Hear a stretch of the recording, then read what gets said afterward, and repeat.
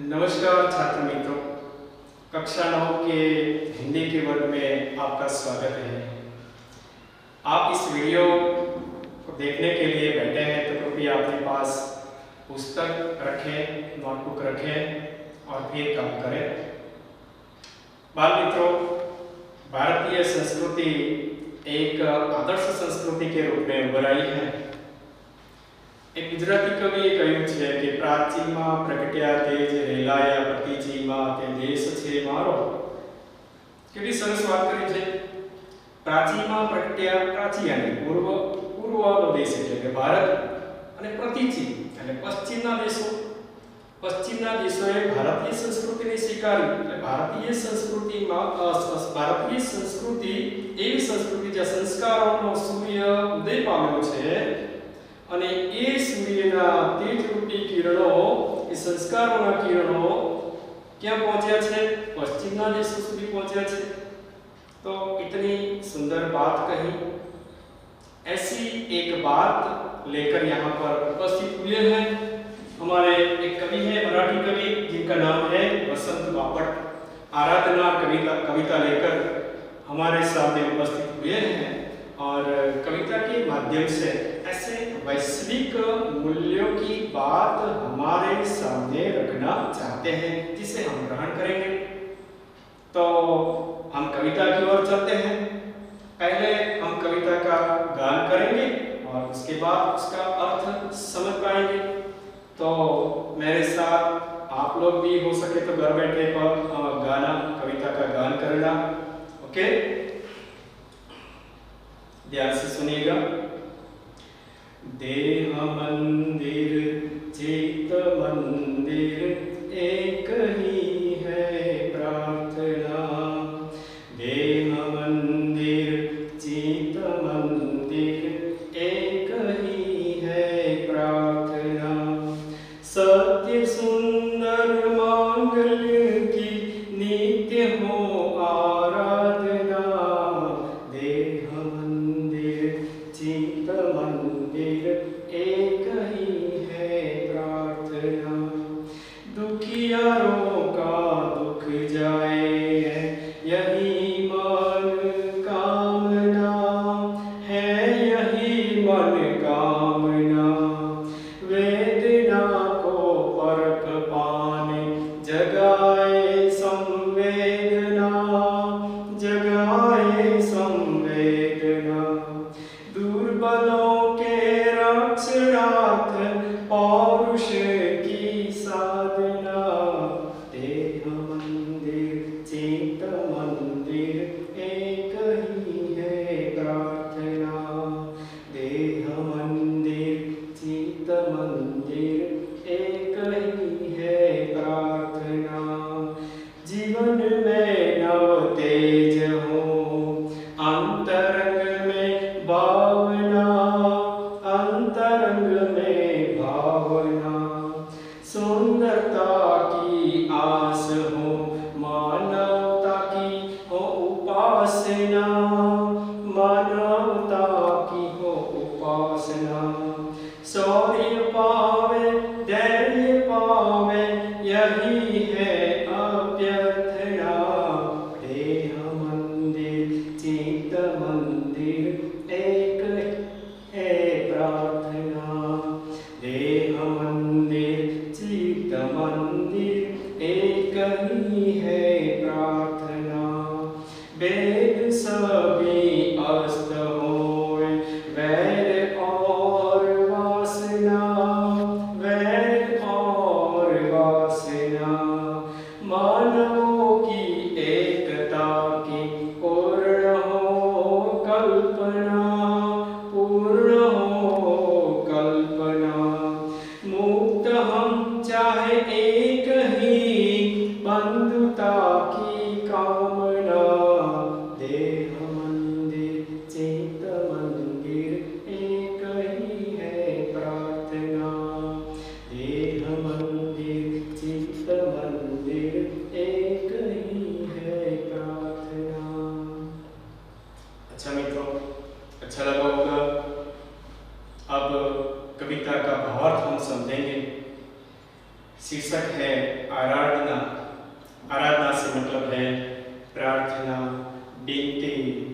भगवान से हम विनती करते हैं।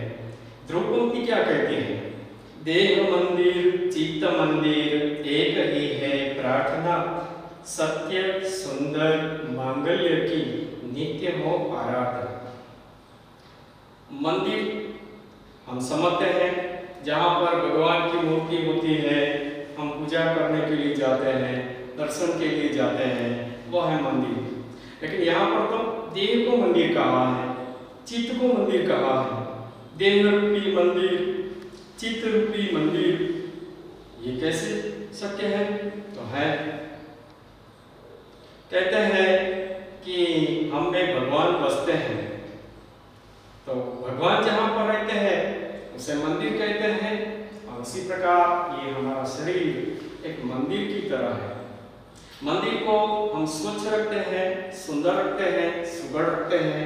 उसी प्रकार हमें हमारे देह को सुंदर रखना है। सुंदर का ब्यूटी नहीं है, सुंदर अर्थात हमसे जो कुछ भी हो सके, जो क्रियाकलाप हम करते हैं वह अच्छे होने चाहिए। और इसी सुंदरता की बात यहाँ पर की है। देह मंदिर चित्त मंदिर, देह रूपी मंदिर, चित्त रूपी मंदिर। यहाँ व्याकरणिक अर्थ में से समास के रूप में देखें तो एक कर्मधारय समास यहाँ पर होता है। देह रूपी मंदिर और चित्त रूपी मंदिर, और इसका उपयोग क्या है? तो सत्य सुंदर मांगल्य की नित्य हो आराधना। उस देह से, हमारी देह से, हमारे चित्त से हमेशा यही बात होती रहे, क्या? सत्य सुंदर और मांगल्य की आराधना हमें करना है। मांगल्य यानी कल्याण, मांगल्य यानी जो मंगलकारी है वह, मांगल्य यानी जो शुभ है वह, शुभ कार्य हम करें। हमारी सोच भी वैसी होनी चाहिए, हमसे जो क्रियाकलाप होते हैं वह भी वैसे होने चाहिए, सुंदर होने चाहिए, किसी के लिए उपयुक्त हो, किसी को अच्छा लगे। हम वही करते हैं जो हमें अच्छा लगे, लेकिन हमें वैसा नहीं करना है। हमें वही करना है जो दूसरों को अच्छा लगे। दूसरों का ख्याल हमें रखना है। कवि की जो भावना है वैश्विक है, बहुत बड़े मूल्यों को लेकर यहाँ पर कवि उपस्थित हुए हैं। हाँ, तो शरीर और मन से हमें आराधना करना है। इसकी आराधना करना है सत्य सुंदर और जो मांगलिक है, मंगल है, मंगलकारी है, उसकी आराधना कवि करना चाहते हैं। हमें यही काम करना है। तो शब्द के रूप में आप लोग लिखे, आराधना का मतलब क्या करेंगे? यानी प्रार्थना।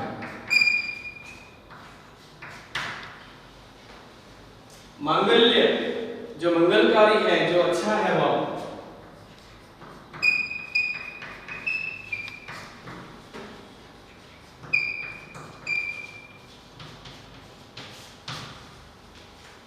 और सत्य को तो हम जानते हैं। हमें सदैव मन से, कर्म से, वचन से सत्य का आचरण करना, मनसा वाचा और कर्मणा, ये तीनों रूप से जो काम करे उसे हमें सत्य की राह पर लेकर चलना है। यही बात ध्रुव पंक्ति में समझाई गई है। फिर से, देह मंदिर चित्त मंदिर एक ही है प्रार्थना, सत्य सुंदर मांगल्य की नित्य हो आराधना। कवि कहना चाहते, कवि कहते हैं कि मेरे मन से, मेरे चित्त से, मेरे शरीर से सत्य सुंदर और मांगल्य की आराधना हो, मांगल्य रूपी कार्य हमसे हो, ऐसी एक मांग कवि की भगवान से है। आगे क्या कहते हैं? दुखियारों का दुख जाए है यही मन कामना, वेदना को परख पाने जगाए संवेदना। दुखियारों, जो दुखी है, दुख भाववाचक संज्ञा के रूप में है और इसका मात्र अनुभूति हो सकती है। दुख क्या है तो अनुभूति से जान सकते हैं, भाववाचक संज्ञा के रूप में है। मन कामना, मन की कामना, मन की इच्छा। कवि की मनोकामना क्या है? तो दुखियारों का दुख दूर हो ऐसी एक मनोकामना कवि रखते हैं। है ना बड़ी बात। यहाँ एक वैश्विक भावना यहाँ पर कवि के मन में रही है, दूसरों का दुख दूर करें। या वैष्णव जन कविता आप लोग पढ़े होंगे या प्रार्थना के रूप में आपने सुनी होगी। हाँ, पर दुखे उपकार करे तो ये मन अभिमान न आणे, पर दुखे उपकार पार का ना दुख मा उपकारी बनूते। यही बात यहाँ पर कवि लेकर आए हैं। क्या कहा है? दुखियारों का दुख जाए है यही मनोकामना। कवि की एकमात्र मनोकामना क्या है? दुखी लोगों का दुख दूर करना, वेदना को परख पाने जगाए संवेदना। सबसे बड़ी बात यहाँ पर इस पंक्ति में कही गई है, वेदना को परख पाने जगाए संवेदना। संवेदना क्या है? एक प्रकार की सहानुभूति है।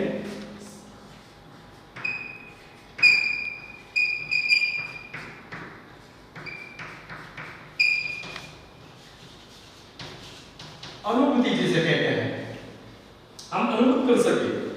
क्या किसे अनुभूत करना है? दूसरों के दर्द, दूसरों की जो पीड़ा होती है, अगर हम उसका अनुभव कर सकते हैं तो हम सच्चे भक्त हैं।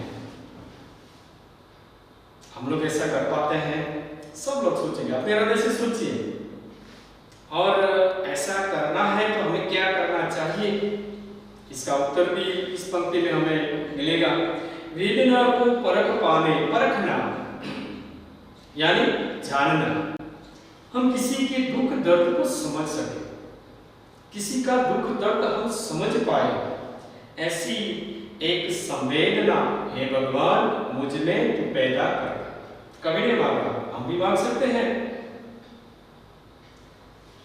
फिर से देखिए, दुखियारों का दुख जाए है यही मनोकामना, वेदना को परख पाने जगाए संवेदना।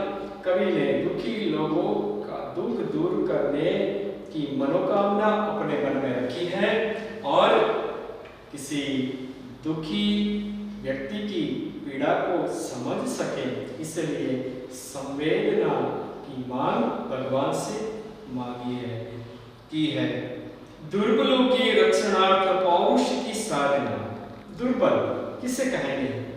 या दुर्बल या शरीर से अशक्त है, किसी भी प्रकार, कोई शरीर से अशक्त होता है, कोई मन से अशक्त होता है, कोई रुपये पैसों से अशक्त होता है, बराबर। तो ऐसे लोगों को हम दुर्बल कहेंगे। दुर्बल का ऑपोजिट शब्द में विरोधार्थी अर्थ अगर लेना हो तो क्या लेंगे?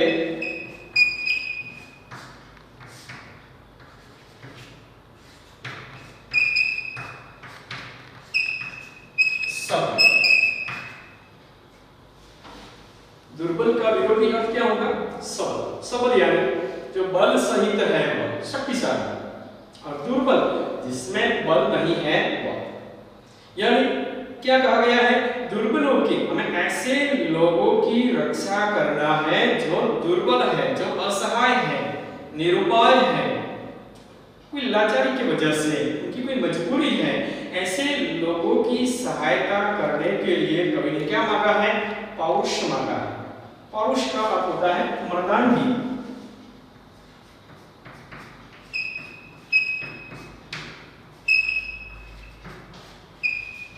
लेकिन कविता के संदर्भ में हमें पल के रूप में से समझना है। इसका अर्थ होता है मर्दानगी, लेकिन कविता के संदर्भ में कौन सा अर्थ लेंगे? पल, बराबर। जहां पर्यायवाची अर्थ देना है आप मर्दानगी शब्द ले सकते हैं। तो दुर्बलों की रक्षणार्थ पौरुष की साधना, कभी साधना करना चाहते हैं। साधना यानी किसी वस्तु या किसी की प्राप्ति करने के लिए किया जाने वाला तप। दुर्बलों की रक्षणार्थ पौरुष की साधना, क्या मांगा? किसकी साधना करना चाहते हैं कवि? तो कवि दुर्बलों की रक्षा के लिए, जो असहाय हैं, ऐसे लोगों की रक्षा करने के लिए पौरुष मांगते हैं, बल मांगते हैं। तब जाकर वे ऐसे दुखी, जो दर्द से भरे हुए हृदय हैं, उनकी सहायता कर पाएंगे।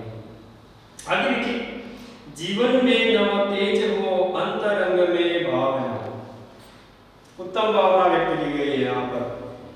जीवन में नव तेज हो, नव तेज, नव नया, तेज प्रकाश, एक नया प्रकाश सबके जीवन में फैले।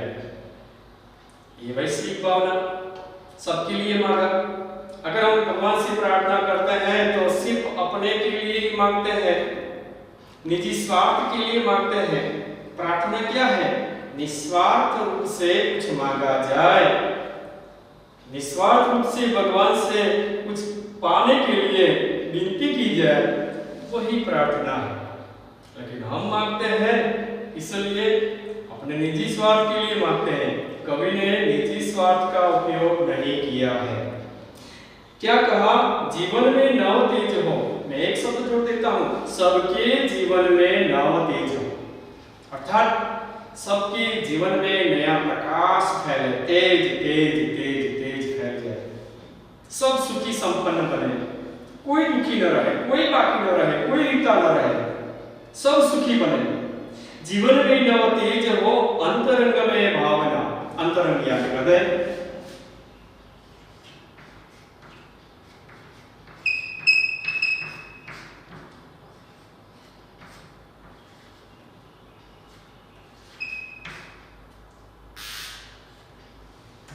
अंतरंग से मतलब क्या है?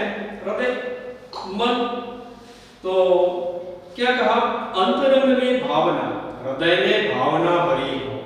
लेकिन कैसी भावना? भावना पूरी भी हो सकती है, अच्छी भी हो सकती है, लेकिन भगवान से तो अच्छी भावना ही मांगते हैं, बराबर। तो हृदय में एक सुंदर भावना पैदा हो, ऐसी भावना जो हाँ सबके हृदय को समझ सके, सबके मन को समझ सके, सभी के अनुसार अपने आप को बना सके, उसे कहते हैं एक अच्छी भावना। हम सबके लिए सोचे एक अच्छी भावना, और कभी एक ऐसी सुंदर भावना अपने आप में पैदा हो, इसके लिए भगवान से प्रार्थना करते हैं। जीवन में नव तेज हो अंतरंग में भावना, सुंदरता की आस हो मानवता की हो उपासना। आस यानी आशा, किसकी? सुंदरता की। सुंदरता मैंने आगे भी कहा, सुंदरता यानी ब्यूटी के अर्थ में नहीं है। सुंदरता यानी सुंदर भावनाएं, जो हमसे अच्छा कार्य होता है वह उसे कहेंगे सुंदर। हम अच्छी सोच रखते हैं उसे कहेंगे सुंदर। हम अच्छा बोल सकते हैं उसे कहेंगे सुंदर। यानी मनसा, वाचा और कर्मणा वाली बात यहाँ पर आई। एक ही प्रकार जो मन से कार्य होता है, शरीर से होता है और वाणी से होता है, सभी का मूल्य एक समान है। और इसके लिए तीनों प्रकार से हम अच्छी सोच रखें, तीनों प्रकार से हमसे जो कार्य हो वह अच्छा ही हो, ऐसी एक उदात्त भावना कवि के हृदय में पैदा हो, हम सभी के हृदय में पैदा हो, ऐसी मांग कवि भगवान से करते हैं और कहते हैं मानवता की हो उपासना। उपासना क्या है? भक्ति को कहते हैं उपासना।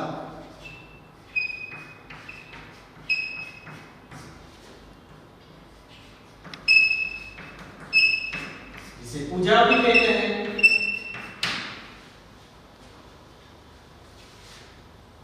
हम ऐसी भक्ति, हम ऐसी पूजा करें हाँ, जिससे मानवता उजागर हो उठे। हम मनुष्य हैं, लेकिन हमें मनुष्यता है कि नहीं, ये सोचने की बात है। हम मानव हैं, लेकिन हमें मानवता है कि नहीं, ये सोचने की बात है। अपने हृदय को टटोलिए, मन को टटोलिए, क्योंकि ऐसी कई बातें हैं जहां हम मानवता भूल जाते हैं और हम निष्ठुर बन जाते हैं, मानव नहीं रहते। क्या मानव नहीं रहते? क्या रह जाते हैं? तो मानव मानव से हम कभी कभी दानव बन जाते हैं। मानव का विरोधी अर्थ है दानव। मानव से हम कभी कभी दानव बन जाते हैं। ऐसी बुरी चेष्टाएं कभी कभी हमसे हो जाती है, मनुष्य से हो जाती है, और मनुष्यता मर जाती है, मानवता मर जाती है। तो मानवता को उजागर करना बहुत जरूरी है, और इस पर कवि ने जोर दिया है। सुंदरता की आस हो, मानवता की हो उपासना, शौर्य पावे, धैर्य पावे, यही है अभ्यर्थना।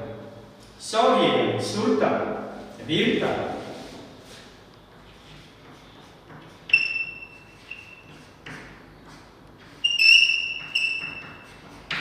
धैर्य, धीरज। धैर्य से मतलब है धीरज। धैर्यवान बने आवश्यक गुण है। मनुष्य में धैर्य होना चाहिए, आवश्यक गुण है। मनुष्य में शौर्य होना चाहिए, और शौर्य धैर्य के बिना कोई काम आसानी से हो पाता नहीं है। तो इन गुणों को हमें ग्रहण करना पड़ेगा। शौर्य पावे, और इसलिए कवि ने भगवान से मांगा है।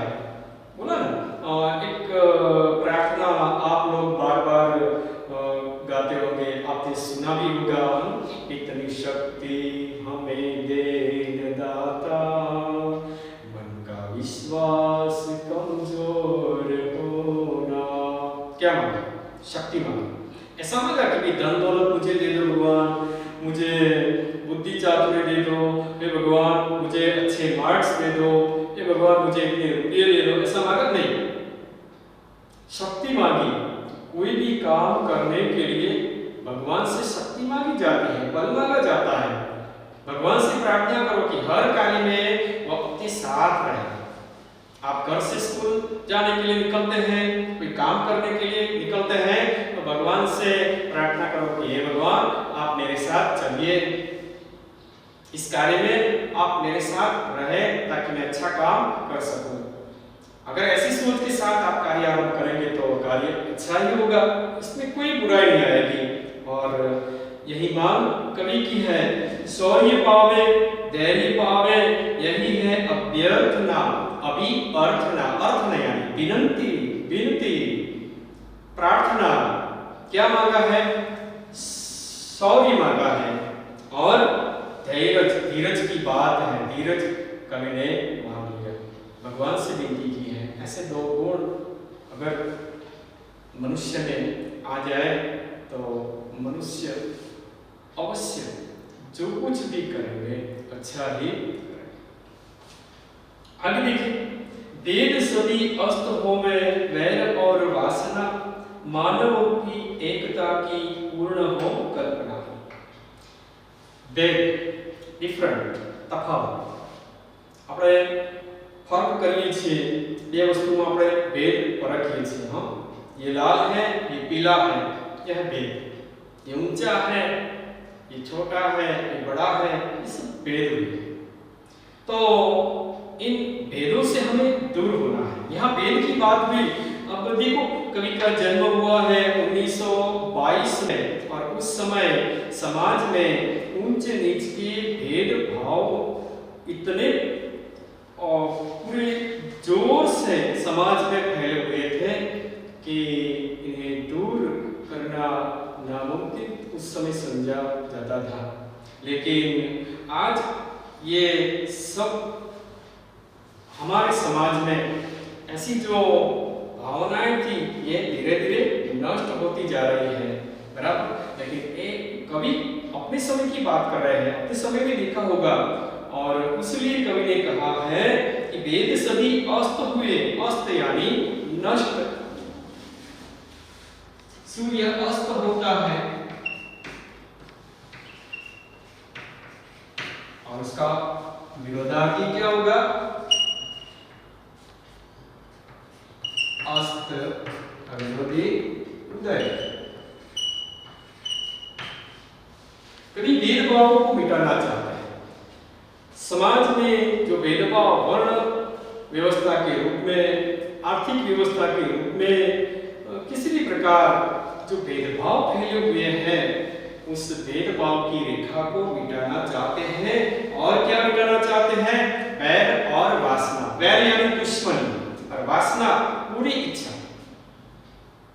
हमारा मन एक समान नहीं होता, कभी कभी बुरी इच्छाएं भी मन में आ जाती हैं, लेकिन हमें इतना संयमित होना होगा कि ऐसी बुरी बातें हमारे मन में कभी प्रकट ही न हो। और कभी इसके लिए भगवान से बल मांगते हैं। भेद सभी अस्त हुए, सभी प्रकार के भेदभाव दूर हो, समाज में किसी से किसी की दुश्मनी न रहे और लोगों के हृदय में जो बुरी भावनाएं छुपी हुई हैं वो सब नष्ट हो, मानवों की एकता की पूर्ण हो कल्पना। और अंततः कवि इसके मुताबिक क्या करना चाहते हैं? ये भेदभाव मिटाकर क्या करना चाहते हैं? दुश्मनी मिटाकर क्या करना चाहते हैं? बुरी भावनाओं को मिटाकर क्या करना चाहते हैं? एक मानव समाज की रचना करना चाहते हैं। सब मानव या संसार के सभी मनुष्य, न कि पालनपुर न पितु बनासकांठा वैश्विक भावना है, पूरे विश्व के मानवों के साथ हम मिलजुल कर रहे, एकता की बात कहें। यदि भारत शांति का अग्रदूत रहा है और यही बात कवि ने यहाँ पर दोहराई है। और इसलिए कवि के मन की जो कल्पना है कि अगर भगवान से प्रार्थना करके मनुष्य जगत सुधर सकता है तो मनुष्य एकता की जो कवि की कल्पना थी वो अवश्य पूर्ण होगी, कवि को अवश्य सफलता मिलेगी। मुक्त हम चाहे एक ही बंधुता की कामना। बंधुता क्या है? भाईचारा। हमारे जितने भी धर्म ग्रंथ हैं वो हमें प्रेम, सौहार्द और भाईचारे की भावना को सिखाते हैं। मुक्त हम स्वतंत्र रहे, हम मुक्त जीवन जी सके, स्वतंत्र बनकर रहे और साथ साथ हम भाईचारे की भावना से जीवन जिए, ऐसी एक बड़ी कामना यानी इच्छा कवि ने रखी है। कवि की कामना बहुत बड़ी है।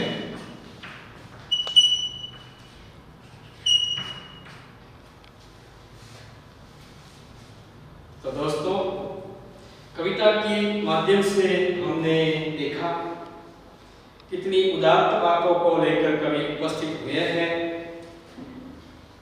समाज के जितने भी दिन दुखी लोग हैं उनको दुखी देखना नहीं चाहते, उनकी मदद करना चाहते हैं। सब लोगों में मानवता के भाव जगे, ऐसी उदात्त भावना कवि है। सभी प्रकार के भेदभाव समाज से दूर हो, यही कवि चाहते हैं। तो कविता न सिर्फ पढ़ने के लिए है, इसे आप लोग भी जीवन लक्ष्य बनाएंगे। इसमें जितने भी मूल्य रखे हुए हैं हम में अपने जीवन में आप लोग से उतारे और एक अच्छे मनुष्य के रूप में आप लोग उभर आए, ऐसी अभ्यर्थना के साथ इस कविता को मैं पूर्ण करता हूँ।